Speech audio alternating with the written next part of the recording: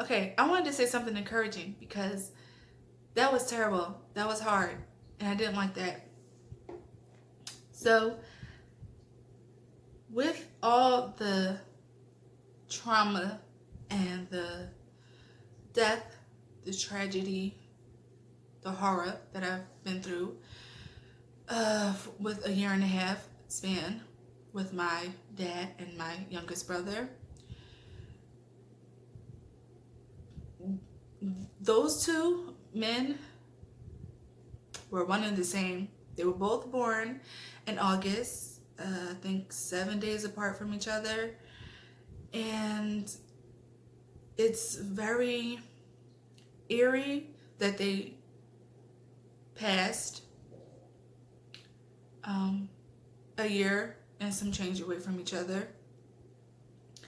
So it was back to back. And it did not connect my family. It did not make my family closer. However, it's a lesson learned in both of their tragedies, which is you have to communicate with your family. You have to communicate with your family, with people that you love. Your friends, your family, somebody cares about you. You need to tell them what's going on with you. Whether it's good or bad, you have to open your mouth, open your feelings, and say something. Because people live their double lives once they leave their household, once they leave the people that they love, who they have so much respect for.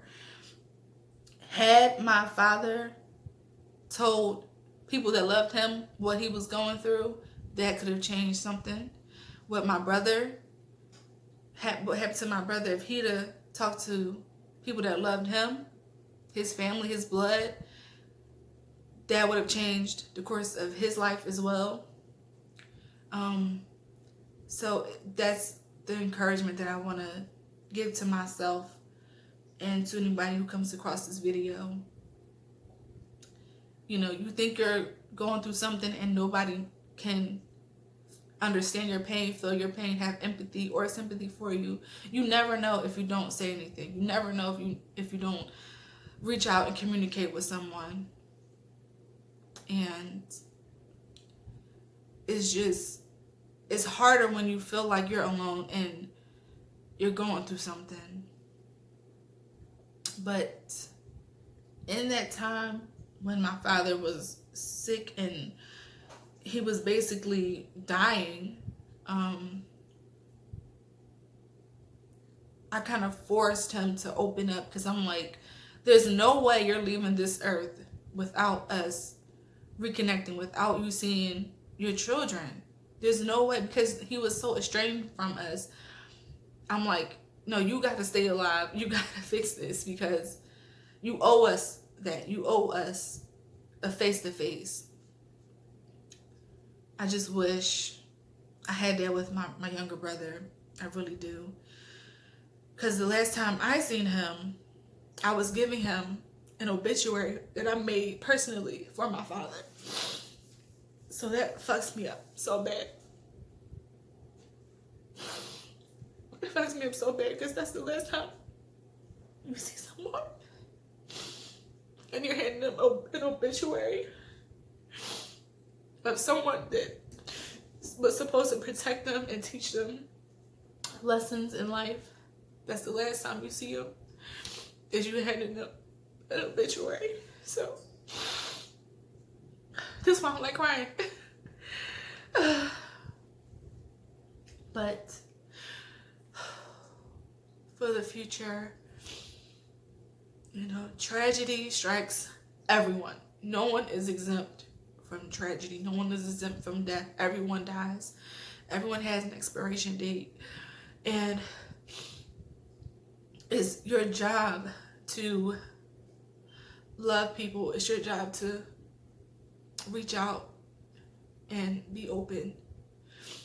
And I think this is a lesson for me because after 2 deaths back to back, after not having any kind of real connection to death, except for like a couple years prior that rocked the whole family again, it's just, I'm getting it. I'm understanding that, you know, if you don't want to die alone, you don't want to leave this earth without telling people that you love them, then it's just time to tell them. It's time to tell them. I know everyone says that. It's so cliche. You know, we don't know how long we got, so you have to tell people that you love them. But it's true as hell. It's true as hell. You never know. Somebody that you live with walk out the door and they never come back. That shit is for real. It does not skip anyone. Everyone goes through that. I just never thought it would happen to me. Back to back. I never thought. I never imagined it.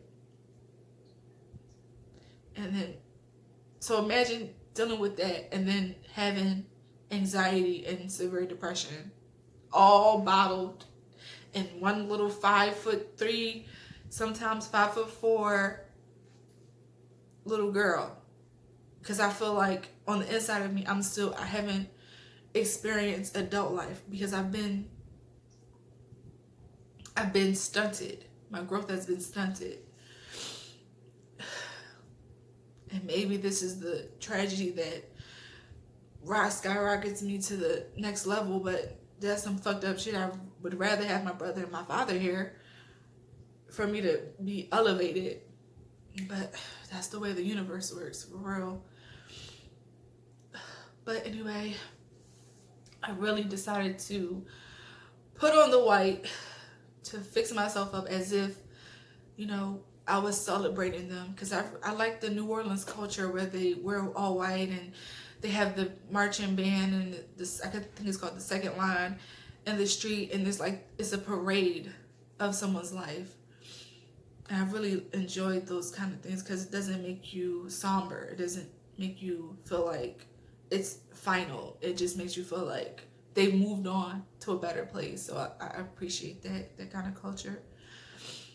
And I want to say to, you know, all my family and friends who may come across this video that, you know, if you want to reach out to me and you want to cry, you want to talk, you know, I'm here. I'm here.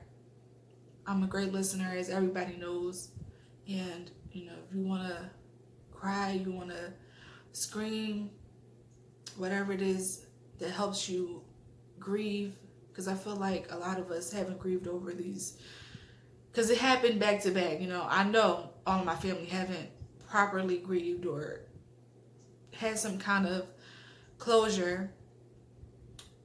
I'm here for you. I'm here for you. And I encourage everyone to do a video diary or, you know, write down what's going on with them, because it helps. It's helping me. And yeah, it's helping me. I know I look like I'm off in space because I think I'm trying to help myself not be sad, but because it's a sad month. It's a really sad ass month. It is. And I think we all need to come together and just love each other. We all need to come together and love each other. So yeah. I don't know if I can say this, but I love my dad and I love my little brother, and I hope that